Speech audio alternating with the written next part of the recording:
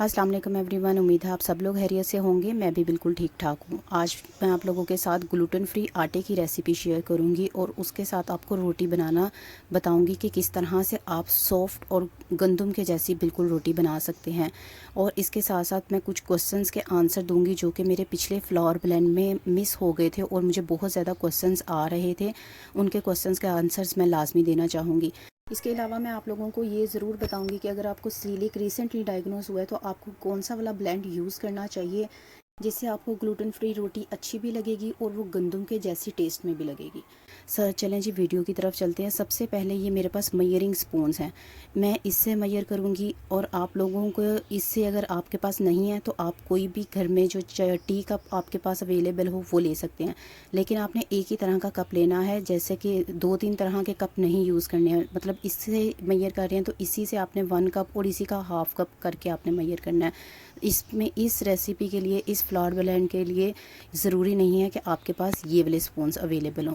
ठीक है, ये मैं बेसिक फ्लावर ब्लेंड बना रही हूँ। जैसा कि अगर अभी के अभी आप लोगों को सीलिक डायग्नोज हुआ है तो उसके लिए आपको कौन सा ब्लेंड चाहिए होगा जो कि आपके गंदम के टेस्ट को ख़राब ना करे और नियरली आपको गंदम का ही टेस्ट दे।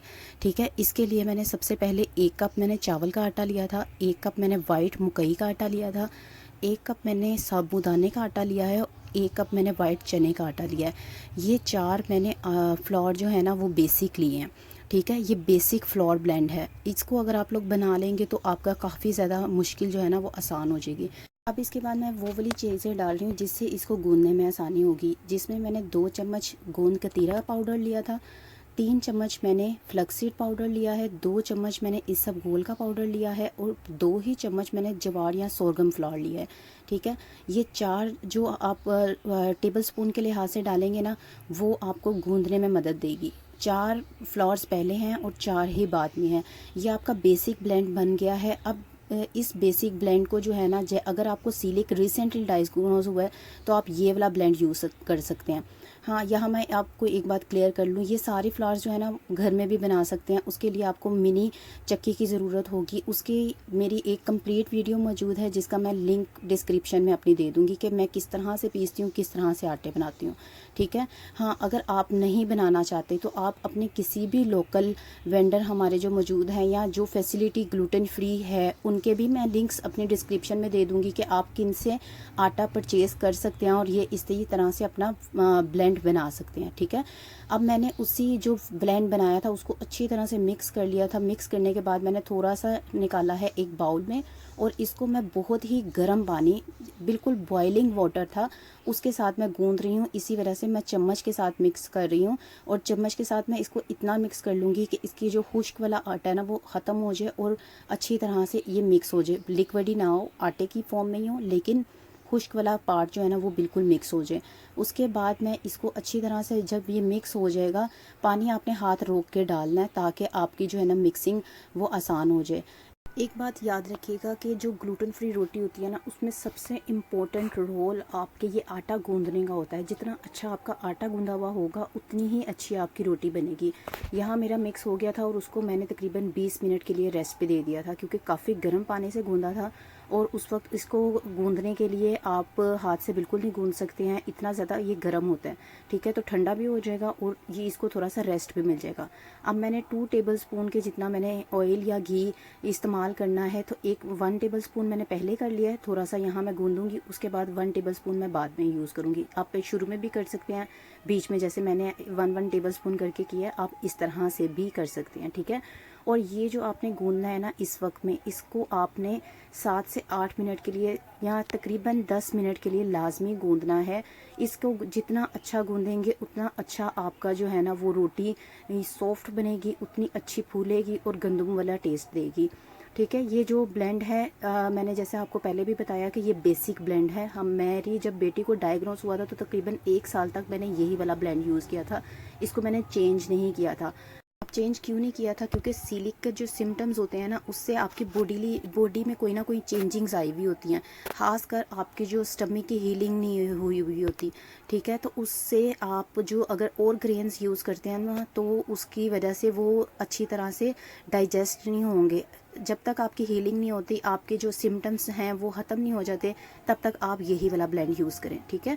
अब मैंने इसको जब मैंने गूंद लिया था उसके बाद मैंने इसको तकरीबन 2 घंटे के लिए रेस्ट दिया है। आप इस तरह अगर आप करेंगे कि आपने दोपहर में रोटी खानी है ना, तो आप कोशिश करें इसको सुबह में गूंद के रखें, ठीक है। अगर आपने सुबह नाश्ते में रोटी खानी है तो आप इसको रात को गूंद के रखें, तो आपको बेहतरीन रिज़ल्ट मिलेगा। अगर आप वैसे तो आप फ़ौरन भी बना सकते हैं इसकी रोटी, इतना ज़्यादा इशू नहीं होगा, लेकिन अगर आप बेहतरीन रिज़ल्ट चाहते हैं ना कि आपको रोटी अच्छी मिले, तो उसके लिए बेहतर यही है कि आप जो है एक टाइम पहले इसको गूंद के रखें और इसको बनाएं। अब आप देखें कि मैंने सिंपल जिस तरह हम अपने आटे की रोटी बेलते हैं, बिल्कुल उसी तरह से मैंने इसकी बेली है, और इसकी एजेस को मैंने कवर करने के लिए एक प्लेट से मैंने इसको मैयर किया और नाइफ़ से जो है ना सिंपली कट करके इसको गोल शेप दे दिया, ठीक है। जितना मर्ज़ी आप कर लें, जो मर्ज़ी कर लें, इसकी शेप इसी तरह से आप गोल दे सकते हैं। और लेकिन ये बहुत इजी बेलने में भी है, गूंदने में भी है, और हैंडल भी इजीली हो जाती है, ठीक है। अब यहाँ बिल्कुल सिंपल जब हम जैसे हम अपनी गंदम की रोटी बनाते हैं उसी तरह से हम इसको बनाएंगे। एक तरफ से हल्की सी सेकी गई है तो दूसरी तरफ से हम इसको इस तरह से चूल्हे पर करके हम बना लेंगे। हाँ, एहतियात आपने ये करनी है कि आपने सबसे पहले आपने ये सीलिक के लिए रोटी बनानी है, और बाद में आपने जो दूसरी रोटियां होती हैं ना गंदम की, वो बनानी है, ताकि और उसके बाद आपने चूल्हे को अच्छी तरह से साफ़ ज़रूर कर लेना है। अगर आप इसी तरह से मेरी तरह चूल्हे पर रोटी इस तरह सेकते हैं, ठीक है।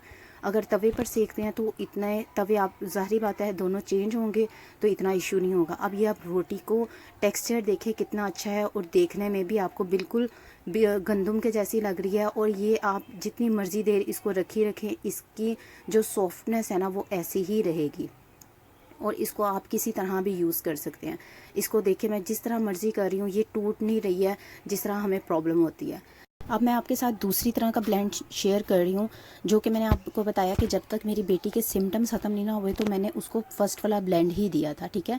इसके बाद ये मैंने सेकंड ब्लेंड बनाया था। इसकी बेसिक इंग्रेडिएंट्स वही हैं, जिसमें चावल का आटा, साबूदाना का आटा, सफ़ेद चने का आटा और सफ़ेद मकई का आटा। इनकी जो मेजरमेंट लिस्ट है ना वो आप लोगों के सामने आ जाएगी, और आप उधर से इसकी मेजरमेंट्स ले सकते हैं, ठीक है। बाकी जो वो काले चने यूज़ किए हैं, ब्राउन राइस यूज़ किया है, माश की दाल यूज़ की है, और ये और काले चने यूज़ किए हैं, ठीक है। अब ये बेसिक चीज़ें हैं। इसके अलावा इसमें जो है ना बकव्हीट और किनवा भी जाता है। जो मेरा लास्ट आप अगर 2 वीडियोस देखें जिसमें मैंने अपना रोटी का ब्लेंड शेयर किया हुआ है, उसमें मैंने बकव्हीट भी यूज़ किया और किनवा भी यूज़ किया। आजकल प्रॉब्लम क्या आ रहा था कि किनवा और बकव्हीट जो है ना वो अवेलेबल नहीं था, जिसकी वजह से बहुत से फॉलोअर्स को ये मसला आ रहा था, और मुझे मैसेजेस आ रहे थे कि बकव्हीट और किनवा के बगैर रोटी का ब्लेंड किस तरह से हम बना सकते हैं।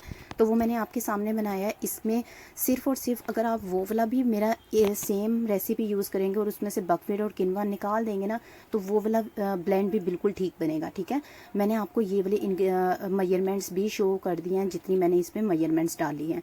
अच्छा, अब लास्ट जो 2 वीडियोस थी ना उसमें एक और था। जो फर्स्ट वीडियो थी उसमें मैंने रेड लोबिया यूज़ किया था और वाइट लोबिया यूज़ किया था, जबकि जो दूसरी वीडियो थी उसमें मैंने चने की वाइट चने और ब्लैक चने यूज़ किए थे, ठीक है। मैं अल्टरनेटिवली दोनों यूज़ कर रही होती हूँ। पहले कभी मैं ब्लैक चने यूज़ कर लेती हूँ और कभी मैं रेड लोबिया यूज़ कर लेती हूँ। दोनों मैं इकट्ठे यूज़ नहीं करती, क्योंकि मुझे ऐसा फ़ील होता है कि दोनों की एक जैसी वो चीज़ें होती हैं, ठीक है। इसको भी मैंने सेम वही किया।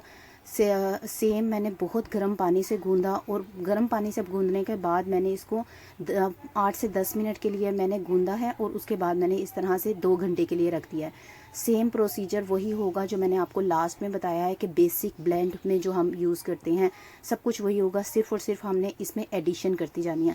हाँ, एक चीज़ आपने याद रखनी है कि जब भी आप अपने बच्चों के लिए इसमें एडिशन करना शुरू करें, आपने एक एक चीज़ ऐड करना शुरू करनी है। जैसा कि सबसे पहले आपने बेसिक फ्लावर बना लेना है, जिसमें 4 चीज़ें हमारी बेसिक थी और 4 चीज़ें हमारी वो वाली थी जो बाइंडिंग के लिए यूज़ होती हैं, ठीक है। उसके बाद आपने सिर्फ एक फ्लावर ऐड करना है काले चने का, ठीक है। काला चना नहीं करना, आप रेड लोबिया यूज़ कर लें। उससे क्या होगा कि आपको ये पता लग जाएगा कि खुदा ना ख्वास्ता किसी और चीज़ से एलर्जी तो नहीं हो रही है, ठीक है। उसके बाद आपने क्या करना है, सेकंड फ्लावर यूज़ करना है। तकरीबन 1 से 2 हफ्ते आप वो फ्लावर यूज़ करें, एक और ऐड करके। फिर आपने 2 हफ्ते के बाद एक और ऐड कर देना, ठीक है। इस तरह से आपने टोटल जितनी भी फ्लावर्स इसमें ऐड करना चाह रहे हैं आप वो ऐड करते रहें। हाँ, इसमें जो हमने वो यूज़ किया था ना, जिसको हमने बाइंडिंग के लिए यूज़ किया है, उसको हम और ज़्यादा कर देंगे, ठीक है। मतलब बेसिक में हमने 2 टेबलस्पून यूज़ किया था, इसमें हम 5 टेबलस्पून यूज़ करेंगे। इसकी भी रोटी आप देखें कितनी सॉफ्ट बनी है, कितनी अच्छी फूली हुई है और बहुत अच्छी रहती है। और इसको भी हम सेम ही प्रोसीजर से पकाएंगे और सेम सारा प्रोसीजर रखेंगे। और आप देख सकते हैं ये भी रोटी आप जितनी मर्ज़ी देर के लिए रखें, जितना मर्ज़ी टाइम के लिए रखेंगे, ऐसी ही रहेगी। इसके साथ ही अगर मेरी वीडियो आपको अच्छी लगी है, लाइक करें, शेयर करें और चैनल को सब्सक्राइब करना ना भूलिएगा। बेल आइकन का बटन ज़रूर दबा दीजिएगा ताकि नोटिफिकेशंस आपको मिलती रहें। इसके साथ ही मुझे इजाज़त दें, अपनी दुआओं में मुझे याद रखिएगा। टेक केयर, अल्लाह हाफिज़।